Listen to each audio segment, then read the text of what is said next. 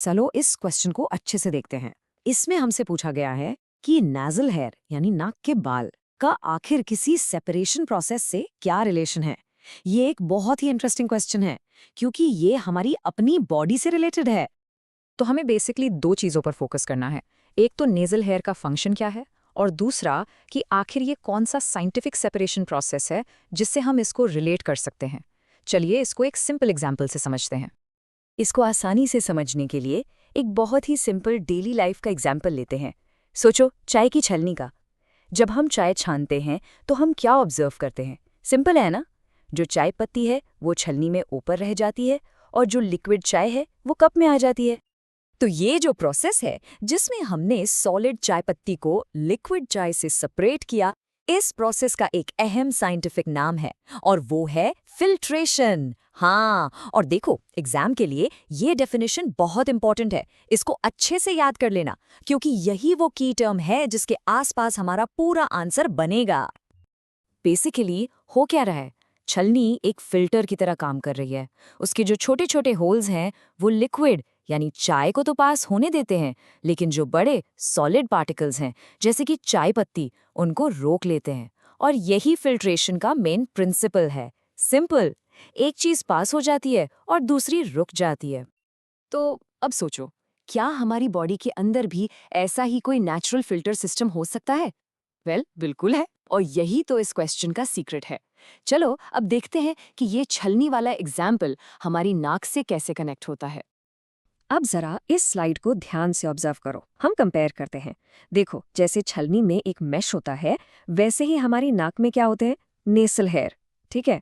और जैसे छलनी चाय की पत्ती को रोकती है जो कि सॉलिड पार्टिकल्स हैं, वैसे ही हमारे नेसल हेयर हवा में जो डस्ट और पॉलन जैसे सॉलिड पार्टिकल्स हैं उनको रोकते हैं। और जो चीज आराम से पास हो जाती है वो है एयर, बिल्कुल उस लिक्विड चाय की तरह। सो द क्रूशियल पॉइंट यहाँ पर यह है कि जब भी हम सांस लेते हैं तो एयर के साथ साथ क्या आता है? बहुत सारी डस्ट, पॉलन और दूसरे अनवांटेड पार्टिकल्स भी अंदर आने की कोशिश करते हैं।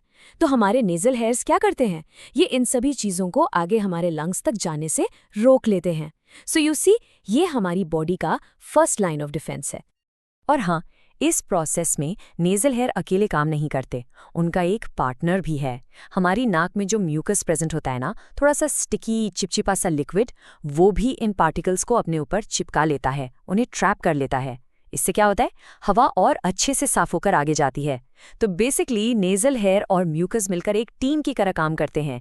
ये हमारी बॉडी का एक अमेजिंग नेचुरल फिल्ट्रेशन सिस्टम है। अब यहाँ पर एक बहुत कॉमन मिस्टेक है जो स्टूडेंट्स एग्जाम में करते हैं। इससे बचना है। कई लोग लिख देते हैं the nose cleans the air. अब ये टेक्निकली गलत नहीं है पर साइंटिफिकली इनकम्प्लीट है। सिर्फ इतना लिखने से आपके मार्क्स कट हो सकते हैं। क्यों? क्योंकि आपको करेक्ट साइंटिफिक रीजन देना है और उसके लिए आपको फिल्ट्रेशन वर्ड यूज करना ही होगा। रिमेंबर, यही वो कीवर्ड है जो एग्जामिनर आपके आंसर में देखना चाहता है। तो अब आते हैं फाइनल आंसर पर कि इसको एग्जाम में लिखना कैसे है। आपको बिल्कुल ऐसे स्टार्ट करना है। Yes, nasal hair is directly related to the separation process of, और फिर बोल्ड में, फिल्ट्रेशन।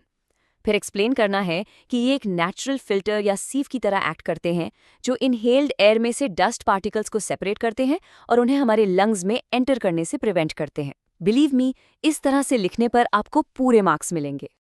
वी होप आपको वीडियो अच्छा लगा होगा और क्वेश्चन से रिलेटेड कॉन्सेप्ट्स क्रिस्टल क्लियर हो गए होंगे। Will see you in next video. Till then, tata, bye bye.